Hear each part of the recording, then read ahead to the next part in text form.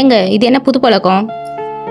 இல்லைம்மா, ஆஃபீஸில் ஒரே டென்ஷன்மா, அதனால தான் சிகரெட் பிடிக்க ஸ்டார்ட் பண்ணேன். ரெகுலராலாம் இல்லைம்மா, எப்போயாவது தான். டென்ஷன் குறைக்கிறதுக்காக நீங்கள் சிகரெட் பிடிக்கிறேன்னு சொல்கிறீங்க. நீங்கள் சிகரெட் பிடிக்கிறதுனால எங்களுக்கு தாங்க தினம் தினம் பயமாக இருக்குது. ஊரில் உலகத்தில் பண்ணாத பண்ணிட்டேன். எப்பயாவது ஒரு முறை தான் சிகரெட் பிடிக்கிறேன். அதெல்லாம் ஒன்றும் ஆகாது, எடுத்துகிட்டு போ.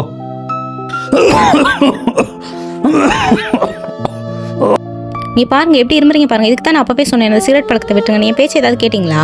இப்போ எங்கே கொண்டு வந்து நிற்கிது பாருங்கள். நம்ம பிள்ளைங்களாம் கேட்குறாங்க, என்னம்மா அப்பா இருமிட்டே இருக்காரு, என்னம்மா நான் என்ன பதில் சொல்கிறதுங்க? நீங்கள் பண்ணுற ஒரு காரியம் உங்களை மட்டும் பாதிக்காதுங்க, நம்ம குடும்பத்தோட நிம்மதியை பாதிக்கும், நம்ம குழந்தைங்களோட எதிர்காலத்தை பாதிக்கும்.